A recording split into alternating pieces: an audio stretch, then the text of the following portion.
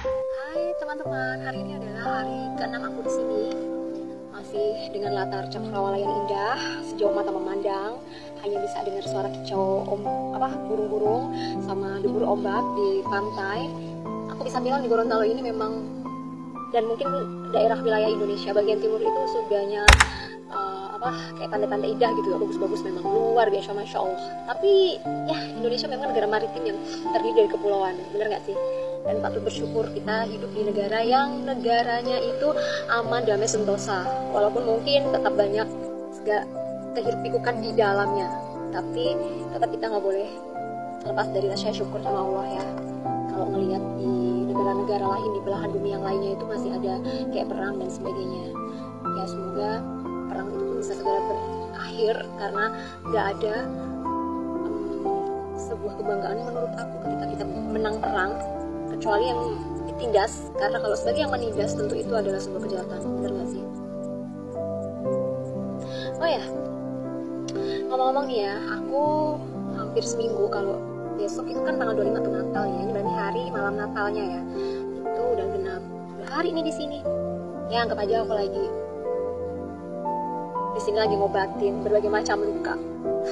Luka apapun, tentunya bukan luka fisik ya, tapi akan bisa menjadi luka fisik ketika udah benar-benar nggak bisa menyelamatkan kesehatan dari jiwa dan mental itu sendiri.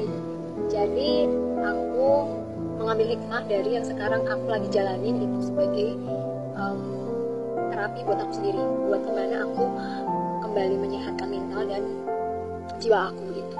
Karena kenapa sih? Ya karena inilah kehidupan yang nggak bisa lepas dari berbagai macam ujian dan masalah yang kadang-kadang kita terlalu, atau kita kadang lupa buat kayak lupa buat bersyukur kah dari hal kecil yang sebenarnya kita udah dapatkan dari Allah gitu kan, dan kita lupa untuk bersyukurinya. Walaupun kita kadang mulut bisa berkata aku bersyukur kok dengan apapun yang aku miliki, tapi kadang ada miss di situ, di mana ketika kita ngeluh gitu, kenapa sih aku udah sabar, udah intinya udah kayak nggak bikin apa-apa, udah bikin masalah, tapi kok masih ada aja ya berbagai macam tekanan gitu, atau berbagai macam ujian dari luaran kita sendiri, bukan dari diri kita tapi dari luarannya kita, dari sekitaran kita gitu. Bisa dari pasangan, bisa dari anak, bisa dari siapapun. Kalau kita ini jadi ikut kalau sekarang rasanya kayak kena mental gitu ya nggak sih, kayak terdampak gitu secara nggak langsung gitu. Tapi dengan aku di sini, aku ngambil hikmahnya itu ya, dekat dengan alam, jadi lebih banyak merenungi banyak hal, membangkitkan rasa syukur. Dan cuma lihat tuh di sekeliling aku tuh biru semuanya, sejauh mata memandang. Aku tiap hari lihat cakrawala di sana, dari bermain sama kelomang. Ini kelomang kelomang aja pengen bebas, dia nggak mau dikekang dan tidak mau ditahan, apalagi manusia gitu kan. Oh ya guys, teman-teman, terutama kemampuan seseorang untuk bertahan dari berbagai macam ujian dan masalah hidup itu kan beda-beda ya, dan masalah atau ujian yang dihadapi juga beda-beda. Cuma dampaknya itu kita mampu apa enggak gitu buat bertahan di kondisi itu. Kalau aku sih khususnya, aku udah pernah ngalamin yang berat, dan ternyata Allah masih uji lagi ke yang lebih berat. Aku bisa lewatin, diuji lagi ke yang lebih berat lagi, teman-teman. Dan di saat udah dijatuh ke titik nadir gitu kan, kayak udah aku gak mampu lagi gitu, itu kayak yang akhirnya kayak bukan nyerah ya, lebih kayak ke pasrah sama Allah. Ya udahlah ya Allah, engkau mau tuntun aku kemana, yang penting aku minta dituntun untuk ke arah yang lebih baik gitu. Oh ya, aku nemuin sebuah ungkapan tentang jiwa, tentang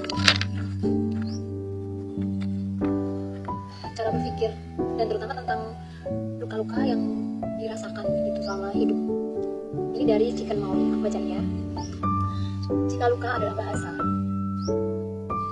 aku suka bertanya-tanya tentang bagaimana jika luka adalah bahasa. Kira-kira akan jadi seperti apa ya rupanya?